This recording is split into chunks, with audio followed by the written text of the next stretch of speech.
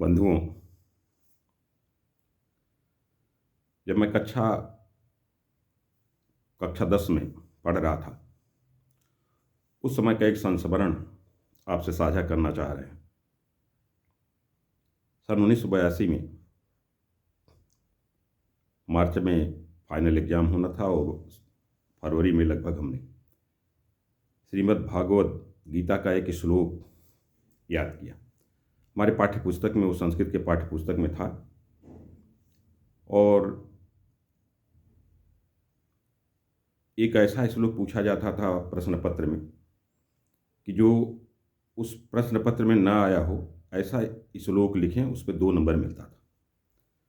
तो हमने एक बड़ा कठिन श्लोक याद किया ताकि ये प्रश्न पत्र में ना आए और हम 2 नंबर प्राप्त कर सकें।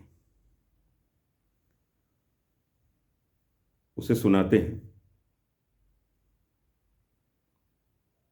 पितासि लोकस्य चराचरस्य त्वमस्य पूज्यश्च गुरुर्गरीयान् न त्वत्समो स्तभ्यधिकः कुतन्यो लोकत्रय प्रतिम प्रभावः।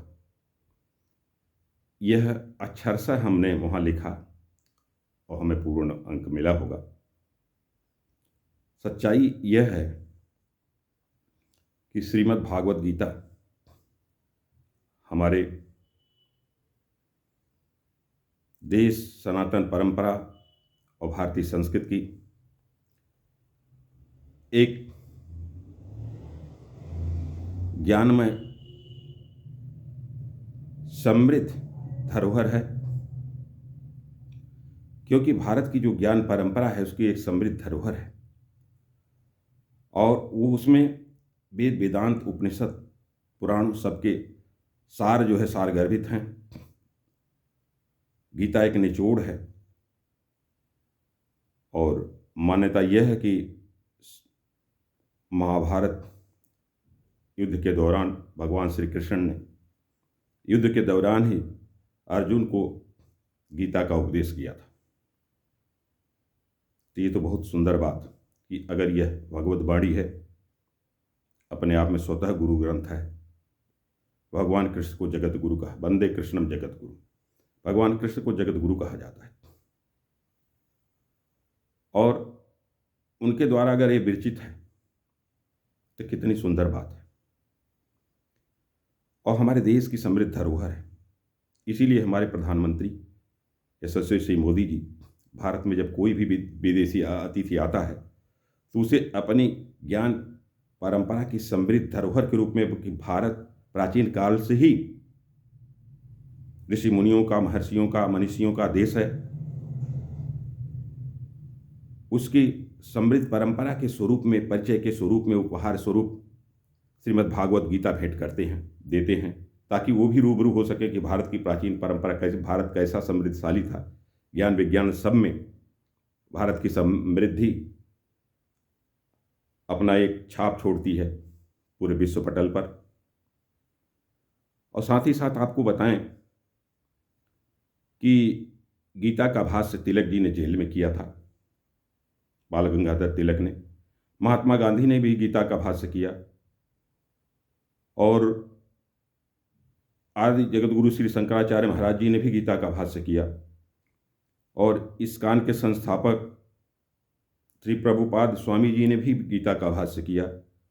वर्तमान में एक संत छत्तीसगढ़ में हैं, श्री स्वामी अड़गनानंद जी महाराज, मिर्जापुर डिस्ट्रिक्ट में, उत्तर प्रदेश के मिर्जापुर डिस्ट्रिक्ट में, उन्होंने भी गीता का भाष्य किया है अपने अपने अनुभवों के अनुसार।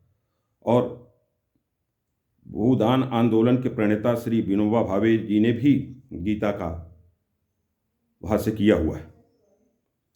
तो तमाम मनीषियों ने गीता का भाष्य किया, गीता के ज्ञान की गुरुता को स्वीकार किया, अंगीकार किया। कहा जाता है कि बच्चों ये सबको पढ़ने लायक है। गीता में जगत की निसारता का और सारभूत तत्वों का निचोड़ दिया गया है, ज्ञान दिया गया है। उसे पढ़ने समझने से हम अपनी विरासत से रूबरू हो सकते हैं, परिचित हो सकते हैं कि कितनी समृद्ध परंपरा थी, कितना ज्ञान हमारा समृद्ध था। हमारे मनीषी किन किन विषयों पर रिसर्च करते थे, सोचते थे, चिंतन मनन करते थे, विचार करते थे। ये बहुत बड़ी बात है। तो आज उसी गीता का यह श्लोक जो हमें हूबहू अक्षर से आज भी याद है, आपको सुनाया। और देखें, ये प्रमाण स्वरूप आपके बीच लेके आए हमारे पास छोटी सी ये श्रीमद् भागवत गीता है। और इसमें यह 13वें अध्याय में ये 43वां श्लोक है जिसको हमने सुनाया आपको।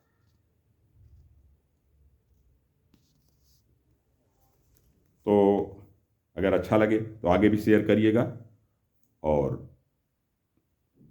बहुत बहुत धन्यवाद।